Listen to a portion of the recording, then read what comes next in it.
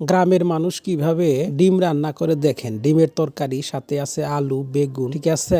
দেখতে থাকুন। এই যে দেখুন, প্রথমে যে ডিমগুলো দিয়ে দিলাম তেলের মধ্যে। এখন এই যেগুলো ভালো করে নাড়া দিতে হইব, একটু ভালো করে যে লাল লাল হইলে তার তুলে ফেলাইতে হইব। দেখেন এই যে লাল হয়ে গেছে, এখন আমরা তুলে ফেলাইতেছি। এই দেখুন, ডিম 6টা ডিম রান্না করতেছি। এখন এই যে দেখেন আরেকটু তেল দিয়ে দিলাম। এরপরে এই যে এখানে কাঁচামরিচ, পেঁয়াজ, রসুন সবকিছু দিয়ে একটু নাড়াদা দিলাম, লবণ দিয়ে দিলাম। এখন এই যে এই আমাদের দেখেন রান্না ভাই গ্রামেতে রান্না বান্না রাত্রিবেলা কিভাবে করি দেখেন। তো একবার পানি দিয়ে দিলাম, পানি দেওয়ার পর একটু লবণ দিয়ে দিলাম। এখন এই যে হলুদ দিয়ে দিতেছি, এরপরে যে সস পাঁচমিশালি সস গুলা দিয়ে দিতেছি। এখন এই যে মরিচ, শুকনা মরিচ দিতেছি, শুকনা মরিচের গুঁড়া। এখন এই যে নাড়াদা দিয়ে দিব, আবার একটু লবণ দিতে হইব। তো সাথে কিছু এই যে জিরা সসের গুঁড়াও দিয়ে দিলাম। তো এখন এই যে ঢাইকা দিলাম, ঢাইকা দেওয়ার পরে এখন এই যে হয়ে গেছে, কিন্তু আমাদের কষানি কিন্তু শেষ। এখন এই যে আলু বেগুন এগুলা কিন্তু দিয়ে দিতেছি, দেখতে আছেন। তো এখন এই যে দিয়ে দিছি, ভালো করে নাড়া দিতেছি, ভালো করে নাড়া দিতে হইব। নাড়া দেওয়ার পরে যে এটা ঢাইকা দিতে হইব, বুঝছেন। ঢাইকা দেওয়ার পরে কমপক্ষে 15-20 মিনিট একটু কষাইতে হবে, কষাইলে ভালো হয়। তারপরে যে কষানো শেষ হলে পানি দিয়ে দিচ্ছি। দেখেন এই যে পানি দেওয়ার পর ভালো কিছুক্ষণ জাল দেওয়ার পরে এরপরে এই যে দেখেন বলক উঠছে।